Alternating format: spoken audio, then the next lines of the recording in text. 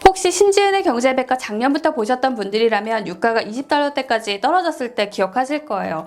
그때 정말 놀랐었죠. 그런 유가가 달라졌습니다. 최근에 미국에선 송유관이 해킹당해서 수송이 멈추는 영화 같은 일도 일어나기도 했고, 항공유사는 고객님인 비행기도 다시 뜬다고 하고, 여러모로 유가가 오를 만한 일들만 생겨서인지 방송 보니까요, 진행자가 이거 비트코인 아니죠? 라고 농담도 하더라고요. 사실 유가를 투자 수단으로서 보다는 경기를 가늠하는 수단으로 보는 경우가 많고, 기업 실적에도 영향을 주는 요인이다 보니까 유가가 2년 최고치를 기록했다는 소식 그냥 지나치기가 힘들더라고요.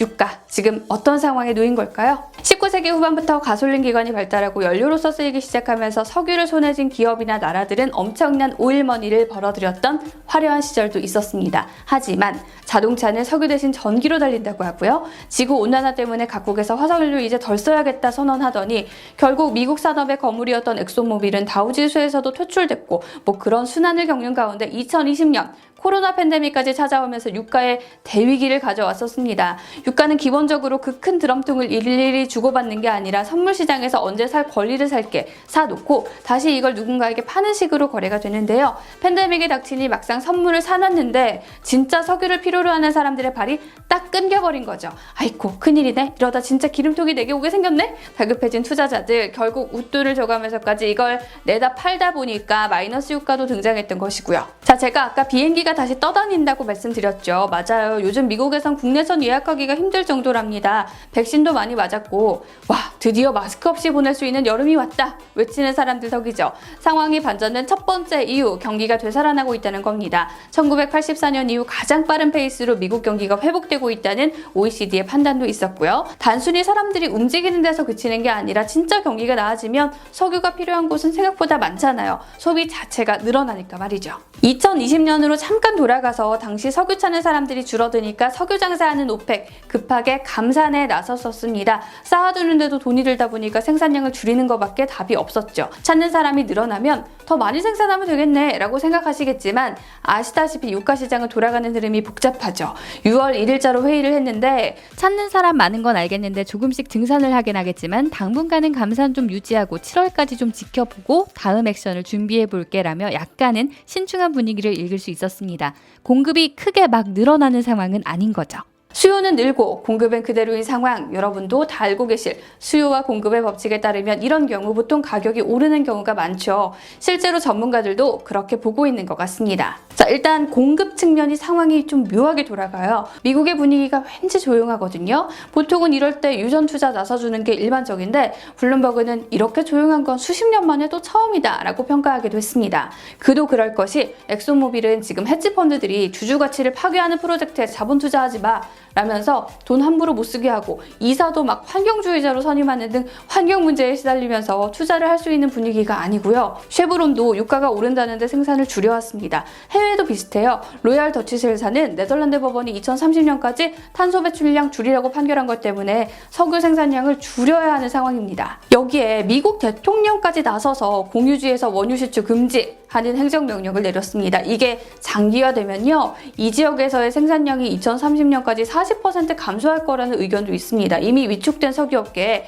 더 재를 뿌리는 소식이죠. 물론 회사들이 민간 소유 쪽으로 이전하면 그만이긴 하지만요, 골드만삭스는 바이든의 에너지 산업 규제, 유가를 지지해주는 한 요인이 될 수 있을 것이다, 이런 의견을 내기도 했습니다. 자, 단지 비행기가 뜨고 사람들이 움직여서 석유에 대한 수요가 느는 건 아니죠. 중국 제조업 지표 지속적으로 개선되고 있고, 조금 더 지켜봐야 알겠지만 미국 실업률, 미국 제조업 지수, 비제조업 지수들 계속해서 개선 추세거든요. 앞 영상에서 살펴보셨지만 각국이 이제 테이퍼링을 준비하고 있을 정도라는 건 그만큼 상황이 나아졌다는 걸 의미하죠. 한국은행이 발표한 우리나라의 5월 물가만 봐도 2012년 이후 9년 만에 최고 상승률을 보였다는데, 여기에 투기 수요까지 가세했다는 점도 유가 상승을 부추길 수 있습니다. 인플레이션율이 눈에 띄게 늘면서 인플레이션 해지 수단으로 원유를 선택한 투자자들이 있다는 건데, 이미 골드만삭스가 투기 수요를 지적하기도 했고, 앞서 마이너스 유가를 불러왔던 것도 결국 투기 수요라는 점에서 주의해야 할 점이 아닐까 싶습니다. 2011년과 2012년 사이에도 유가가 $100 넘게 올랐던 적이 있었어요. 이때는 일단 공급 쪽에 문제가 있었죠. 이란 핵 제재 때문에 공급이 막혔었고, 이때도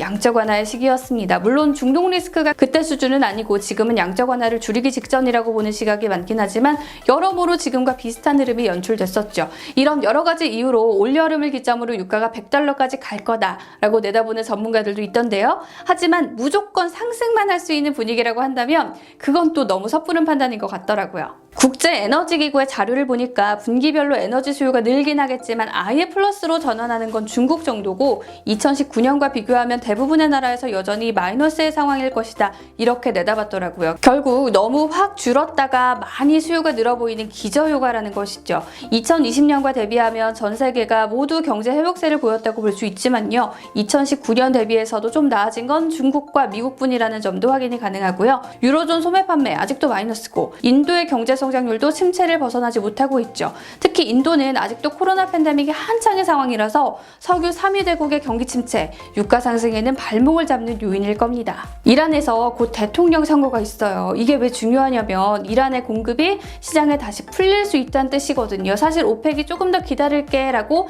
이 간 보는 식으로 행동했던 이유는 이란의 제재가 풀리면 이란이 하루 50만 배럴씩 추가로 시장에 공급할 수 있고 그렇게 되면 유가가 하락할 수도 있다는 것 때문입니다.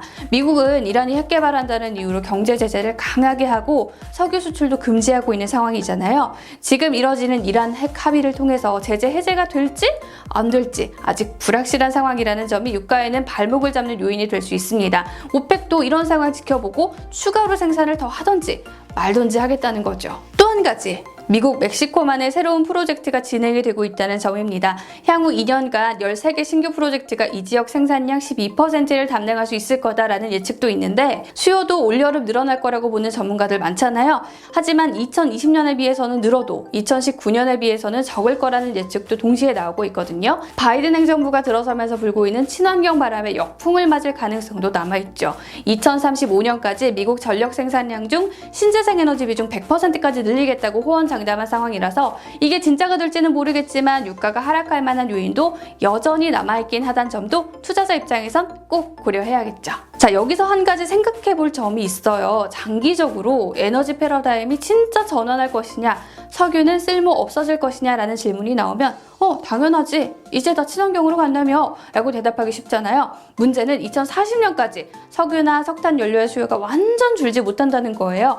여전히 전체 에너지 수요의 30%는 석유가 차지할 거라는 예측도 있고요. 셰브론 CEO는 청정에너지에 대한 요구가 화석연료의 종말을 의미하지 않는다 라고 이야기했었고 워렌 버핏 선생님도 화석연료 제로 시대는 오지 않는다고 셰브론에 잠깐 투자하시기도 했죠. 중국은 그런 면에서 재생에너지에 많이 투자하면서도 석유 비축량도 엄청나게 늘리고 있고요. 독일도 재생에너지 사용을 많이 늘린 동시에 석유 소비도 그대로 유지했어요. 화석 연료의 종말, 어쩌면 너무 시기상조인 이야기가 아닌가? 그런 생각도 듭니다. 당장 유가 상승의 실적이 개선되고 있는 정유주들이 많지만 같은 맥락에서 늘 미래가 불확실하다는 점이 발목을 잡아왔죠. 그동안 다른 기업들의 흐름을 잠깐 보면요. 현대차가 전통 내연기관 자동차 만들다가 전기차로 넘어가면서 한번 주목을 받고 LG가 가전만 하다가 전장 사업에 나서면서 주목받고 삼성전자가 파운드리로 넘어가면서 주가가 점프한 경험 있잖아요. 그런 면에서 정유주도 친환경 패러다임으로 넘어간다면 한 번 더 기회가 있지 않을까? 그런 생각도 드는데 자료 찾다 보니까 엑소모빌만 해도 이산화탄소를 위에서 포집해버리는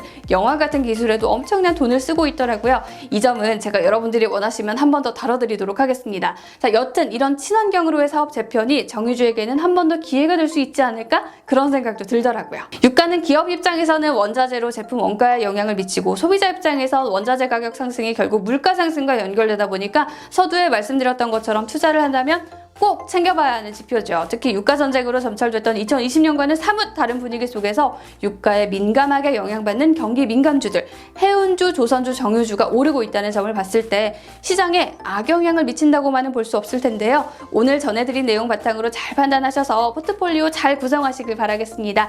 자, 저 신재은의 경제백과는 또 다른 경제 이슈 가지고 다시 찾아올게요. 좋아요와 구독도 많이 눌러주시고요. 저는 다음에 다시 뵙겠습니다. 안녕.